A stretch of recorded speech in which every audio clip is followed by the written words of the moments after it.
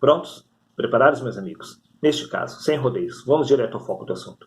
No livro de Romanos, no capítulo 8, versículo 3, o apóstolo Paulo se expressa da seguinte maneira: Porquanto, o que era impossível à lei, visto que estava enferma por causa da carne. Em outras palavras, era impossível para os profetas conseguirem discernir a lei espiritual de Cristo, porque os profetas enxergavam através do véu, que se chama carne. Sim, os profetas tinham uma carnal compreensão em relação ao verdadeiro papel da lei espiritual. Neste caso, podemos entender por que os profetas acreditavam que sacrifícios de animais podiam remover os nossos pecados, porque os profetas enxergavam através do véu, que se chama discernimento da carne. Porém, os apóstolos, em contrapartida, conseguiram discernir exatamente a lei espiritual. Veja o que consta no livro de Hebreus, capítulo 10, versículo 1, 2 e 8, onde Paulo afirma: Os mesmos sacrifícios que continuamente se oferecem não podem aperfeiçoar o homem. Do contrário, nunca mais teriam consciências de pecado. Paulo compreendeu a lei espiritual de Cristo, que não é um animal que deve morrer para remover os nossos pecados, e sim a essência do pecado que se encontra nestes membros. Veja o que consta no livro de Romanos, capítulo 7, versículo 1. Não sabeis vós, irmãos, pois que falam os que sabem a lei, que a lei tem domínio sobre o homem por todo o tempo que o homem vive. Sim, Paulo compreendeu que é a lei do pecado que se encontra nestes membros que deve ser removido, para que o homem se veja livre do pecado. Porém, os profetas não compreendiam essa realidade da lei espiritual. Veja o que consta no livro do Evangelho de João, capítulo 1, versículo 29, aonde o profeta João Batista afirma: Viu a Jesus que vinha para ele e disse: Eis o Cordeiro de Deus que tira o pecado do mundo. Sim, o profeta João Batista acreditava que o sacrifício de Jesus iria remover os pecados da humanidade. Isto na sua carnal compreensão. Porque, assim como os outros profetas, João Batista, ele interpretava a lei segundo o discernimento da carne. Neste caso, sim, o profeta João Batista estava completamente equivocado. Veja o que o apóstolo João afirma no livro de 1 João, capítulo 1, versículo 10.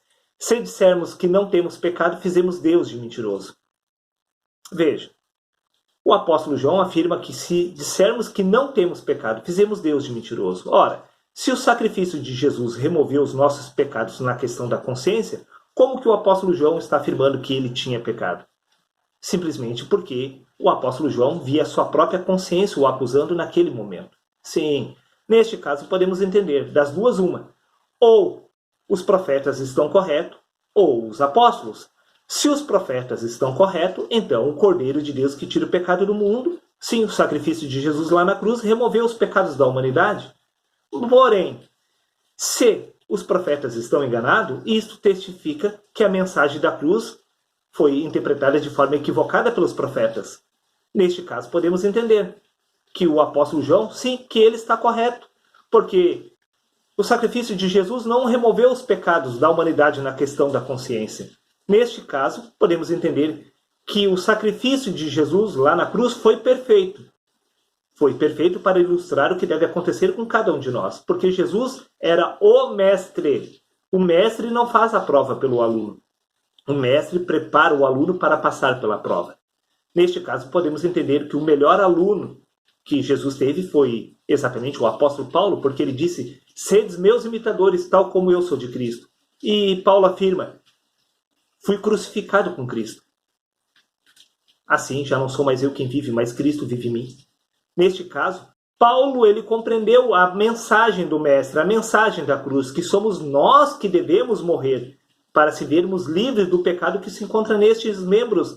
Por isso que Paulo disse: Sedes meus imitadores, tal como eu sou de Cristo. Jesus disse: Todo aquele que quer vir após mim, tome a sua cruz e siga-me.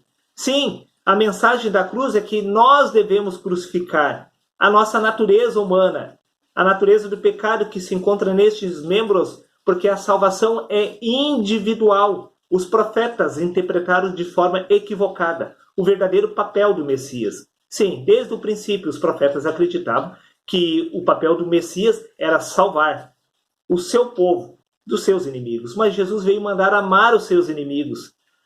Os profetas acreditavam, preste atenção, que o Messias iria remover os pecados da humanidade. Mas o Messias não removeu os pecados na questão da consciência. Também os profetas acreditavam, veja bem, preste atenção, que o Messias iria trazer paz ao mundo. Mas Jesus disse, não vim trazer paz, mas sim divisão. Onde tiver 2 ou 3 dentro de uma casa, estará pai contra filho, filho contra pai, nora, enfim. Jesus, ele não atendeu às expectativas dos profetas, porque os profetas interpretaram a mensagem do Criador através da sua carnal compreensão, porque a lei estava enferma por causa da natureza humana, por causa do discernimento da carne. O verdadeiro papel do Messias era preparar o entendimento, abrir o entendimento do ser humano. Neste caso, Deus enviou o seu Filho para morrer, para abrir o nosso entendimento. Sim, o Filho de Deus foi crucificado lá na cruz para repassar essa mensagem que quem deve morrer somos nós e não uma outra pessoa para pagar os nossos pecados. Por isso, veja o que consta no Evangelho de João, capítulo 3, versículo 18. Quem nele crê não é condenado, mas quem não crê já está condenado. Se Jesus tivesse te justificado com a sua morte lá na cruz, então você não precisaria crer para ser salvo. Mas Jesus, ele afirma que quem crê será salvo. Veja o que consta no Evangelho de João, capítulo 3, versículo 16. Quem crê no Filho tem a vida eterna. Aquele que não crê no Filho não verá a vida, mas a ira de Deus permanece sobre ele. Você precisa crer para avançar a salvação. Não é um animal que remove os seus pecados com a sua morte, muito menos Jesus, morrendo lá na cruz, removeu os seus pecados. Jesus, como mestre, preparou o aluno para passar pela prova de fogo, porque somos nós que devemos ser crucificados. Por isso que é a nossa obrigação carregar a nossa cruz e ser crucificado nela. Por isso que Paulo disse, fui crucificado com Cristo. Assim já não sou mais eu quem vive, mas Cristo vive em mim. Porque primeiro é o natural, depois o espiritual. O espiritual é o próprio Cristo vivendo em nosso lugar. Só há uma maneira de se vermos livres do pecado, crucificando a essência do pecado que se encontra nestes membros. Porque a lei tem domínio sobre o homem por todo o tempo que o homem vive. Somos nós que devemos morrer. Foi exatamente esta mensagem que o Filho de Deus nos passou. Foi este legado que Jesus nos deixou, que nós devemos crucificar a essência do pecado. Veja o que consta no livro de Romanos, capítulo 3, versículo 28. Concluímos, pois, que o homem é justificado pela fé e não pelo sacrifício de uma outra pessoa. É pela fé, você precisa acreditar no sacrifício de Jesus. Você precisa acreditar que Jesus deixou este modelo para que nós seguíssemos os seus passos. Você precisa ter fé que este é o caminho. Crucificar esta natureza humana para se ver livre do pecado.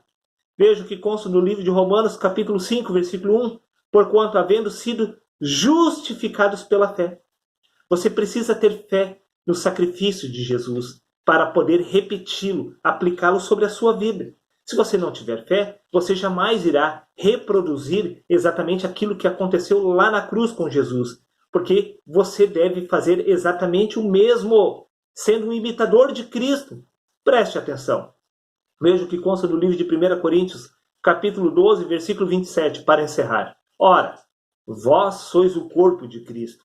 Sim, nós somos o corpo de Cristo. O que exatamente aconteceu com o corpo de Cristo lá na cruz? Por acaso ele não foi crucificado? Neste caso, se você é o corpo de Cristo, é da sua obrigação crucificar este corpo para se ver livre do pecado. Porque é exatamente o sacrifício do corpo de Cristo que justifica a humanidade do pecado. Só há uma maneira para você se ver livre do pecado, crucificando o corpo de Cristo, pois é exatamente isto que você representa. Porque a igreja de Cristo é o corpo de Cristo.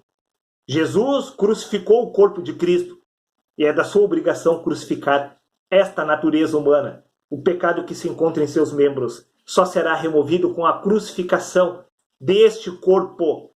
Sim, nós na essência somos o próprio Cristo, pois o Verbo se fez carne. Nós somos o Verbo de Deus. Nós somos o próprio Cristo. Este corpo de Cristo, este primeiro, que é o natural, deve ser removido com a crucificação. Por isso, Jesus morreu para deixar este legado.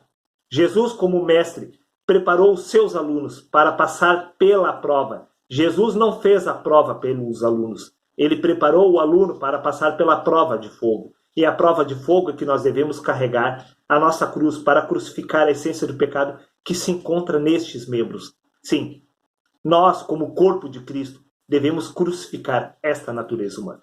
É da nossa obrigação. Seria isso, um abraço a todos e até o próximo vídeo.